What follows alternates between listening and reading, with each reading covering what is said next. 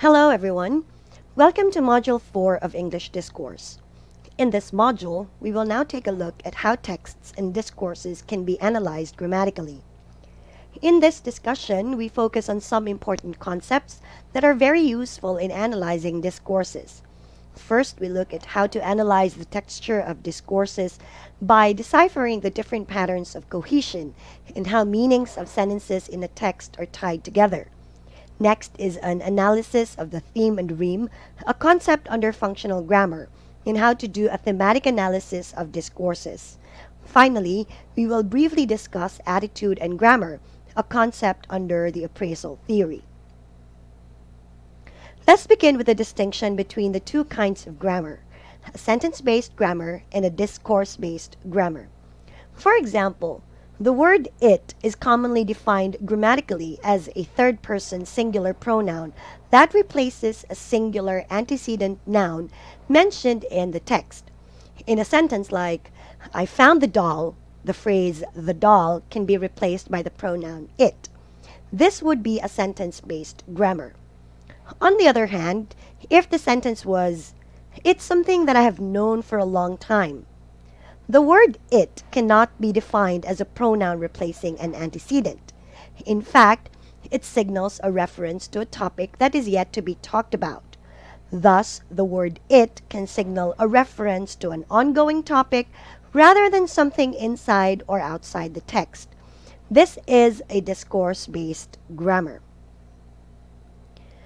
Let's take a look at this short sample text. Our analyses showed some interesting results. Parents tended to believe that the older sibling was better in school. This was even when older siblings did not actually receive better grades on average. This may be a product of parents having greater expectations for firstborns, or that at any given time, the older sibling is undertaking more advanced schoolwork. What does the highlighted word this mean?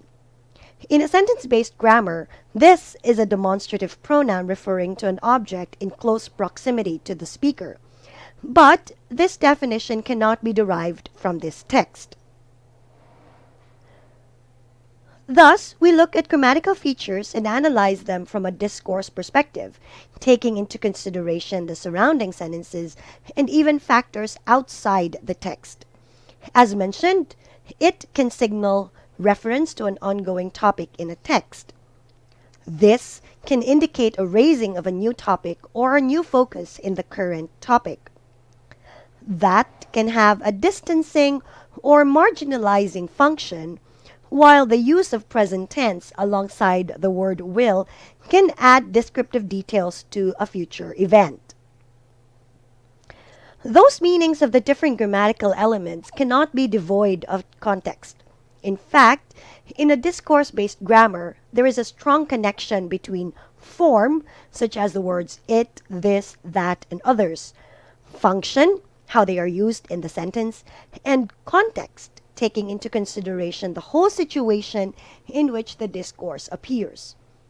In this analysis of grammar, appropriateness and use is at the center of description, and form, meaning, and use as the basis of all grammatical descriptions. According to Ruqayya Hassan in 1989, one of the proponents of functional grammar alongside her husband, Michael Alexander K. Halliday, there are two types of unity in texts, unity of texture and unity of structure. Unity of structure refers to patterns in a text that create information structure, focus, and flow, including the schematic structure of the text. Unity of texture refers to the ways in which specific language units tie meanings together in a text, as well as tie meanings in a text to the social context in which the text occurs. Thus, it looks at unity within the text and unity of the text with the social context. In this example, focused on the italicized word, the waiter asks, "Where would you like it, sir?" The customer responds, "Just a little on the meat, thanks." What does the word it mean? And why does the customer respond appropriately, showing that he or she understood what it refers to? For us readers of this conversation, it does not make much sense as we are not able to decipher the meaning of it. We can only make a guess as to what it is, such as salt or pepper or any condiment that goes with meat. But that guess is also anchored on our general knowledge of what usually goes on the meat. What we do know is that apparently the customer understood the waiter and that there is some sort of cohesion or unity between the two utterances. This is what we mean by texture, and there are patterns of cohesion that creates this texture of discourse. Cohesion refers to the relationship between items in a text, such as words, phrases, and clauses, and other grammatical items. This includes the relationship between words and pronouns known as reference items.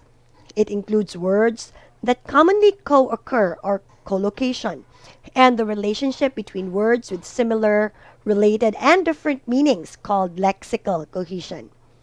Cohesion also considers semantic or meaning relationships between clauses and the ways this is expressed through the use of conjunctions.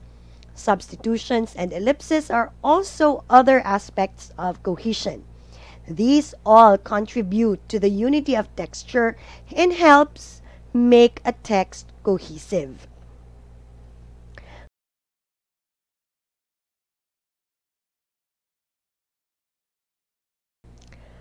The first pattern of cohesion that can be analyzed in discourse texts is on reference. Certain words in texts point to specific objects whose identity are retrieved from within the text or outside the text. There are different kinds of references. We'll take a look at each of these in the next slides. This is a short excerpt taken from the back of the book entitled The Story of Philosophy. The story of philosophy sees philosophy for what it is, a passionate, exhilarating quest for human understanding that cannot be reduced to dry categories or simple definitions. It's a story with plot twists, a murder, accidental discoveries, disastrous love affairs, geniuses, idiots, monks, and vagabonds. But at the heart of it are the ideas and obsessions that have captured great thinkers from the very beginning. We can see in the first sentence the use of the pronoun it. In the second sentence, it begins with its, or a contracted form of it, and the verb is. In the next sentence, once again, the word it can be seen. In the first occurrence of it refers to the word philosophy, while the second and third occurrence of it refer to the title of the book, The Story of Philosophy.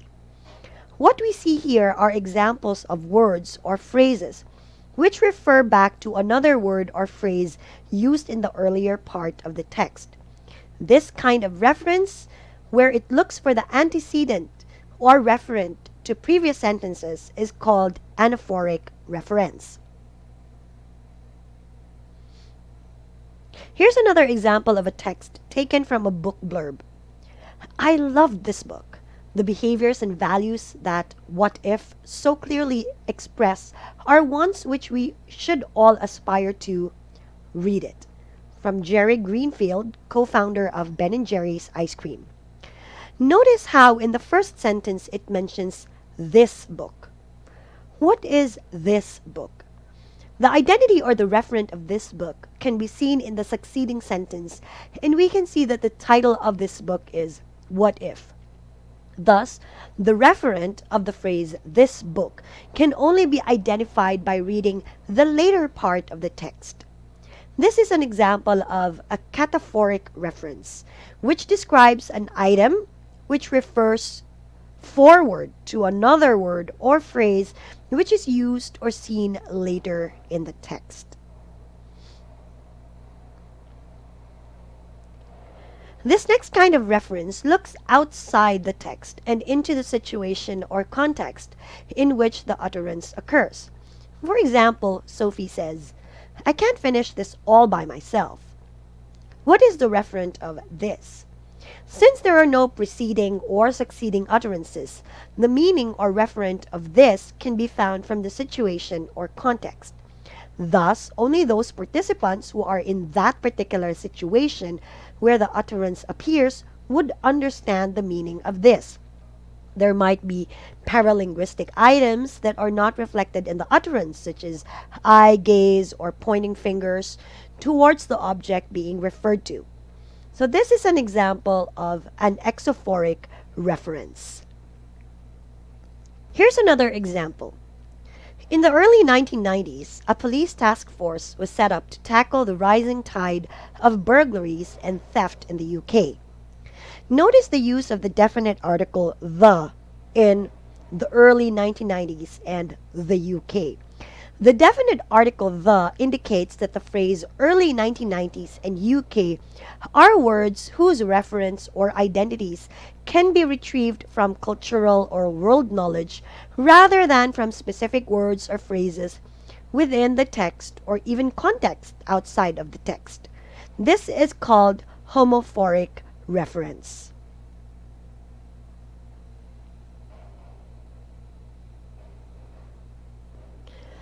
Another example of reference is found in this text.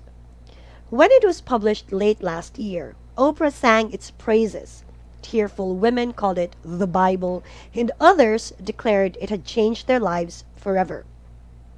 The use of the word others here brings to light the need to find its identity from what it is being compared to.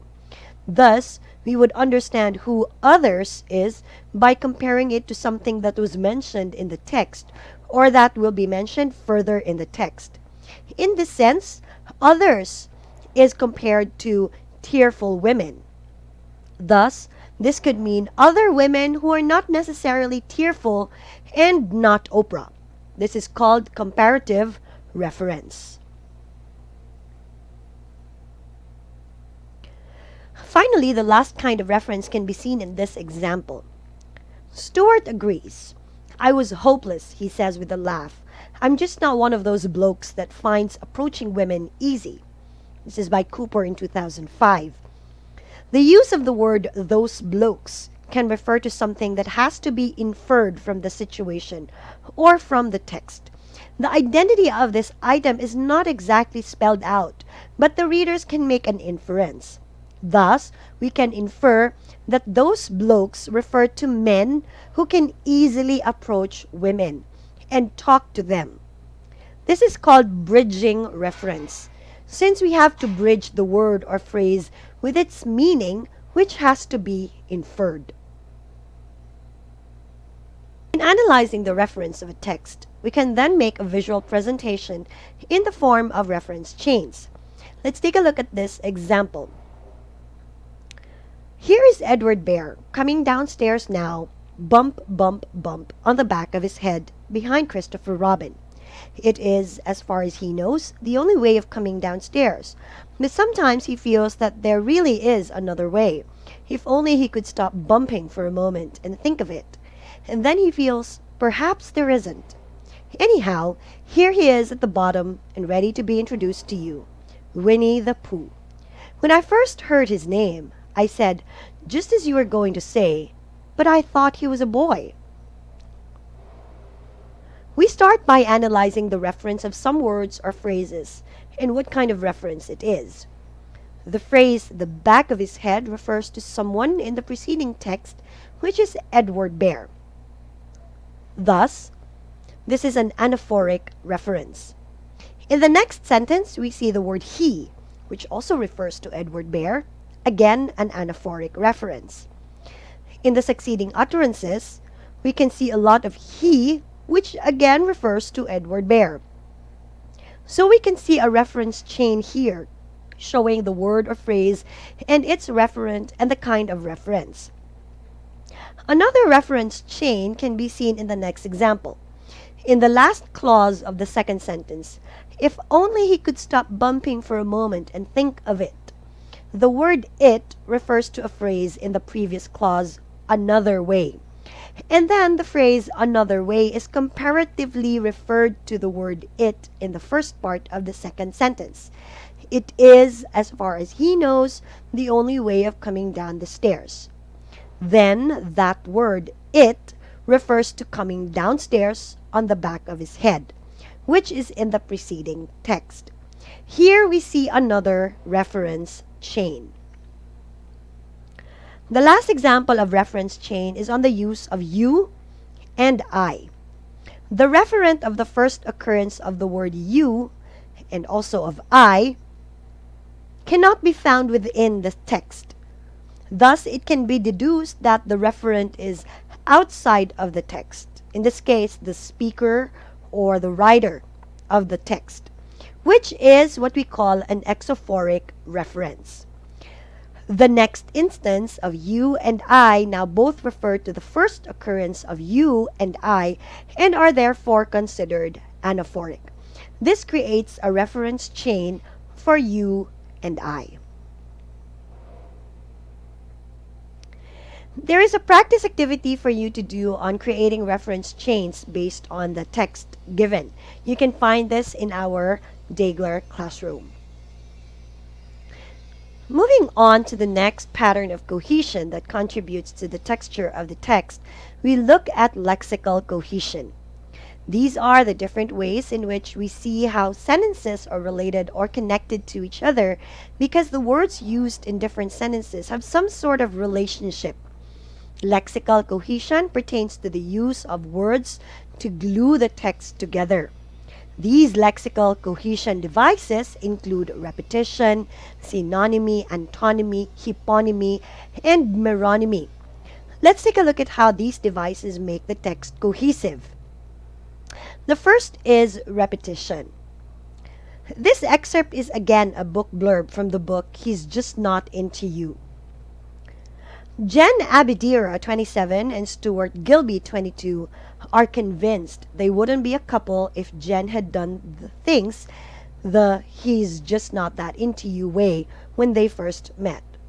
Stu is quiet and shy while I was more confident and forward, says Jen. He was more reluctant than I was to ask questions or to initiate a date. I would be the one to say to him, "When do you want to go out then?" Notice that the name Stuart is repeated, albeit in a shortened form, Stu, in the second sentence, as with the name Jen as well. Repetition is when words are repeated within a text, and we can see how these sentences or these words are glued together within this particular text. Another lexical cohesion device is synonymy. For example, I'm just not one of those blokes that finds approaching women easy. The book assumes all men are confident, or that if they really like a girl, they'll overcome their shyness. The opposite is true. The word blokes is used in the first sentence, while in the second sentence, the related term men is used. So we can see how these two sentences unify in the text, using synonymy or words with similar in meaning, or words with similar meanings. The next device is antonymy. Reading this text, Andy Stern, 28, a builder, says he's worried the book will drive women towards dodgy men. Only real players do full-on charm, he says. The rest of us are boof heads. We often do nothing at all and just hope girls notice that we like them. The term women is followed by the word men, which shows us opposite reference. The phrase real players contrasts with boof heads.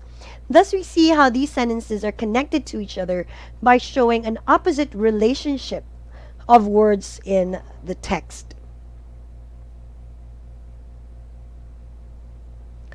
Another is hyponymy. This refers to a general to specific relationship or class member relationship between or among words or phrases. We see here the term self-help books as a general term, and that the book entitled He's Just Not Into You is only one of those self-help books, and that there are other books considered as self-help books. So this kind of relationship tells us how a particular term or phrase is part of a larger uh, class. The next one is meronymy, which refers to lexical items that are in a whole part relationship with each other. For instance, the word couple, again from the book blurb mentioned in the previous slides, is composed of Jen and Stuart, and that they are the two parts that make the whole couple. To distinguish hyponymy and meronymy, we see this diagram example. Hyponymy pertains to the different kinds of, where field-grown crops is the larger class or general term, and wheat, corn, and sorghum are all kinds of field-grown crops. On the other hand, meronymy looks at the different parts that make up the whole. In this case, the corn has different parts such as the ear and tassel and so on. Like reference chains, we can also make lexical chains using these lexical cohesion devices to see how the sentences are tied together with each other. Using the same example, we see how Edward Bear is lexically related to his head, which shows meronymy, or the head is part of Edward Bear. And then Winnie the Pooh is again related to his head, and again the phrase his name is related to Winnie the Pooh. Another lexical chain is the repetition of the word downstairs, and then the word bottom is part of the stairs and shows meronymy. And the last lexical chain is the repetition of bump and its lexically related word bumping within the text. Now there's another practice activity on creating lexical chains from a given text that you can work on. Moving on, another aspect of the unity of texture in text is finding patterns of collocation. This refers to the tendency or likelihood of co-occurrence of words. For example, adjective and noun combinations or verb and noun combinations. For these co-occurrences to be considered collocations, these have to be found in varying texts and should be considered part of one's textual knowledge. A writer and speaker of a language would draw on his or her knowledge of collocations. However, it is to be noted that these collocations are not strictly fixed. It banks on the likelihood of words to co-occur. This would contribute to the texture of a text.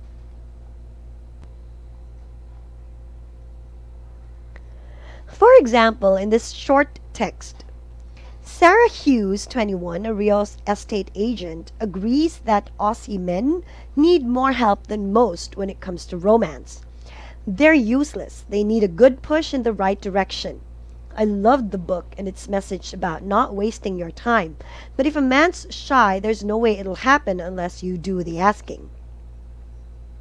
The word real estate would likely be followed by very few words, including the word agent.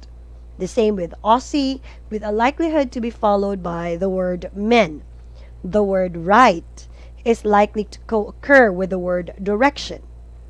Since this text is a book blurb, then the verb loved is likely to be followed by the noun the book. And finally, the verb wasting tends to be followed by the phrase your time. So this is an example, or these are examples of words that co-occur with each other, or collocations.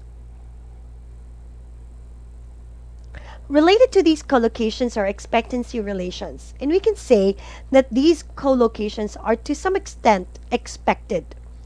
These occur where there is a predictable relationship between two words, such as verbs and their objects, or verbs and the subjects.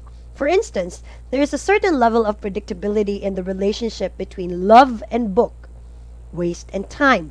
These expectancy relations can also link an action with a participant or an event with its location. In this sample text on art classes, let's take a look at this. The word art is expectedly followed by classes. The same with the verb object asking a guy or the phrase life drawing. In the other sample text, we see the word online and we expect only very few words to follow it. And in here, it is followed by dating. The same for dating. It's followed by the word sites. Again, these are not fixed, but there is a certain level of expectation on the word that comes after another word. Another kind of multi-word combinations similar to that of collocations and expectancy relations is the lexical bundle. The main difference is that for lexical bundles, they appear to be fixed or semi-fixed word combinations. So, from studies on university textbooks, academic essays, theses and dissertations, and even academic lectures and conversations, there appear fixed phrases such as a result of, on the other hand, if you look at it, as can be seen, and others. Across different sets of texts, these combinations appear and are repeated without change. These lexical bundles need to occur widely in the texts that make up the corpus or the dataset rather than just a characteristic of a particular speaker or writer. These lexical bundles are also not idiomatic, but these incomplete grammatical structures function as basic building blocks of discourse. Here are some examples of lexical bundles from a particular study by Yu Kyung-shin and others when they tried to analyze the definite article use in second language academic writing. Tokens here refer to the number of instances when the phrase with the definite article the appears. We can see that there are 120 instances of the phrase is one of the, which is the highest in this particular corpus. This is followed by one of the most, and so on. What we have here are instances of these fixed phrases with the definite article the, and they appear repeatedly in a text. Conjunctions also contribute to the unity of a text, specifically as joining phrases or transitioning phrases from one sentence or topic to the next. These are words such as and, however, finally, in conclusion, and we've been using them to join phrases and clauses to show a logical semantic relationship between these phrases and clauses. Often, these conjunctions are called by different names. According to Vandy and Koppel, these are text connectives, showing how parts of the text are connected to each other. For Christmer, Marken, and Stephenson, these are textual markers that help organize the discourse. For Highland, these are frame markers, which show the sequence of the material in a text, or label the stages of text, or announce the goal of the discourse, and even announce a change in topic. Now let's take a look at an extract from the review of the book He's Just Not That Into You, focusing on the conjunctions and how they function in the text. Here is the review extract. When it was published late last year, Oprah sang its praises. Tearful women called it the Bible, and others declared it had changed their lives forever.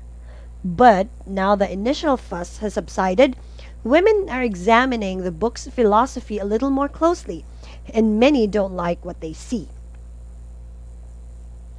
When a guy is really into you, says Berendt, he lets you know it. He calls, he shows up, he wants to meet your friends. Why would you think we would be as incapable as something as simple as picking up the phone and asking you out? Because, of course, the dating game is a clumsy dance of blunders and misunderstandings. And sometimes, romantically challenged men really do need a helping hand from women. Notice the conjunction but and how it's being used to express a comparative point of view, while and expresses addition. Because expresses a consequential relationship between clauses. Now, there are a number of conjunctions according to Martin and Rose in 2007, and they show logical relation, and they also convey different meanings.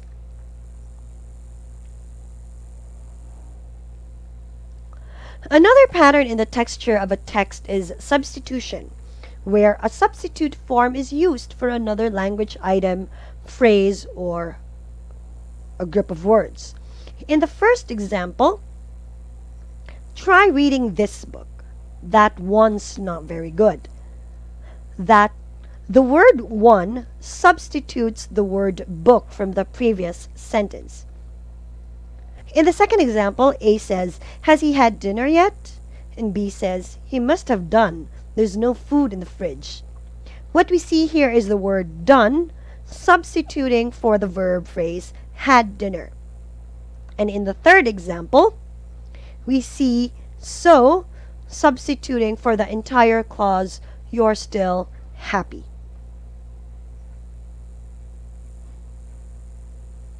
The last pattern of cohesion is ellipsis. This refers to the omission or deletion of an item from the text, but its meaning is recoverable by referring to a preceding element in the text. What is omitted could be a noun or a noun group, a verb or verb group, or even a clause. Here's a conversation excerpt. Announcer: "Gary, what did you want to say to Allison tonight?" The caller: "That I'm very sorry for the fight we had the other night." "What was that over?" "Something rather silly, actually." "They usually are, aren't they?" "Yeah, and that I love her very much and will have to stick it through, you know."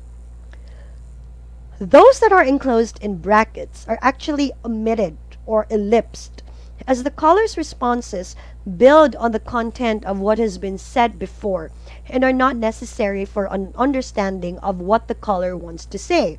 This is normally what we do in a conversation. We do not answer in complete sentences sometimes, or that there are words or phrases that we do not have to say because they simply are unnecessary. And even without them, we are still understood. Now, these three, reference, ellipsis, and substitution, can be a little tricky in terms of distinguishing one from the other. What we need to remember is that reference can go a long way back in the text to find the referent or antecedent of a word, while both ellipsis and substitution are limited to its immediately preceding clause. Now, another distinction is that reference and co-reference have the same meaning, which is that they mean or they refer to the same object. While substitution usually has some difference between the first and second instance, and even ellipsis, although these are items that may be considered redundant when said, we'll still have some slight difference with the first instance and second one. So there's another practice activity on analyzing the patterns of cohesion. You can find this in our Dagler classroom.